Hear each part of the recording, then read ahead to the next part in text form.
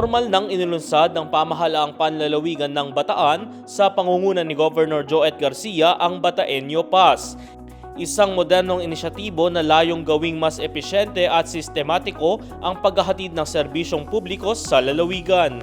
Sa pamamagitan nito, magkakaroon ng mas maayos na citizen database para sa mas maayos na pagtukoy sa mga benepisyaryo, pagpapabilis ng proseso ng transaksyon sa mga pampublikong tanggapan at bawasan ng paulit-ulit na pagpapasa ng mga dokumento. The Bataenyo Pass serves as a secure access card for various systems that require important citizen documents and information, whether it's for securing government certifications, health records, or even educational credentials. This digital pass streamlines the way individuals access and manage their personal data. No more stacks of paperwork, redundant steps, or long waiting lines.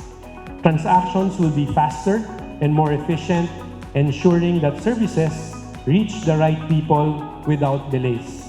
Sa kasalukuyan, sinimulan na ang pamamahagi ng physical card sa ilang paaralan sa Bataan kung saan ginagamit ito ng mga mag-aaral sa attendance logging na basehan sa pamamahagi ng school supplies at pagpapadali ng enrollment process.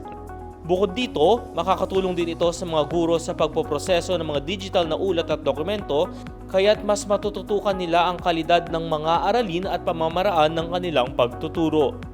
Ang nasabing gawain ay sinaksihan ng delegasyon mula sa New Zealand Embassy sa pangunguna ni Ambassador to the Philippines, Her Excellency Dr. Catherine McIntosh, kasama sina Johnny Haddon at Nedra Fu mula sa Creative Headquarters at mga lingkod bayan sa Bataan. When Prime Minister Christopher Luxon visited Manila last year, we heard firsthand how Bataan is leading the way in innovation. And today, standing here, I can say with certainty, Bataan isn't just following global best practices, it's setting them. Umabot na sa 391 ang bilang ng mga kaso ng dengue sa buong Bataan sa taong ito, ayon sa ulat ng Provincial Health Office. Ito ay mas mataas kumpara sa bilang na naitala sa kaparehang petsa noong nakaraang taon.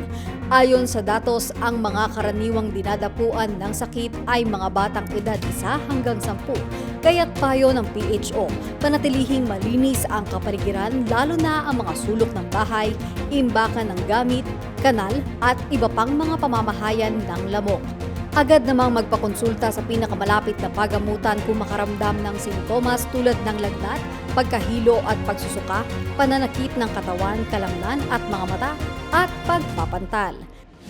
Sisimulan na ang konstruksyon ng mga proyektong pabahay sa mga bayan ng Dinalupihan at Samal matapos lagdaan ng isang Memorandum of Understanding. Sa Dinalupihan, itatayo ang nasabing mga pabahay sa Barangay Pag-asa at Pinulot na may kabuuang 5,180 housing units at kumpletong pasilidad tulad ng covered basketball court, community market, community center, livelihood center, tricycle terminal, MRF, police and fire station, school at chapel. Samantala, 2 pabahay din ang itatayo sa Samal sa Barangay Tabing Ilog at Barangay San Juan na mayroon namang 201 row house units.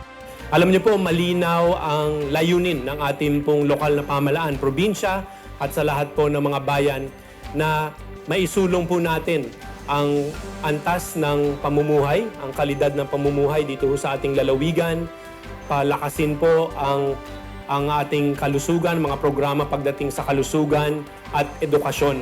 Yan po yung bahagi o components ng tinatawag po nating Human Development Index. At ang layunin po natin maging number 1 ang probinsya ng Bataan pagdating po sa Human Development Index. Itinalaga na bilang bagong obispo ng Dioceses ng Balanga si Lubhang Kagalang-galang Rufino Coronel Sescon Jr. o kilala bilang Bishop June. Sa kanyang unang pagdiriwang ng banal na Eucharistia sa katedral at damba ng parokya ni San Jose, ipinahayag niya ang kanyang suporta para sa pag-unlad ng buong lalawigan. Magkaisa tayo sa kabanalan at kabutihan. Mga lingkod bayan, magkaisa tayo sa tunay na kaunlaran, katarungan at kapayapaan na bahagi ng plano ng Diyos. nandito po ako, handang tumulong sa inyo para sa ikabubuti ng ating probinsya. Ang tunay na makadiyos ay makabayan din. Si Bishop June ang ikalimang obispo ng Diocese ng Balanga matapos mailipat sa Diocese ng Antipolo si Bishop Ruperto Cruz Santos. Upang mahubog ang kakayahan at kaisipan at pag-uugali ng mga kabataan, iba't ibang values formation workshop ang isinagawa sa lalawigan na pinangunahan ni Dr. Antonio M. Torralba. Layon ng nasabing gawain na isulong ang mga programa makakatulong sa paghubog sa mga kabataan upang magkaroon sila ng mas magandang kinabukasan. Ngayong araw at bukas, makita po natin kung ano yung pwede po nating pagtulong-tulungan, ano po yung isang direksyon na pwede po nating pagsama-samahan para po maging mas epektibo, ma-maximize natin yung mga opisina po natin, yung ating pong mga responsibilidad upang talagang makatulong sa ating mga kabataan. Kabilang sa mga sumailalim sa workshop ay mga hepe ng bawat departamento ng pamahalaang panlalawigan, youth leaders, magulang, mga kinatawan ng 4Ps, solo parent organizations, piling mag-aaral sa elementarya at sekundarya, non-Catholic organizations at OFWs.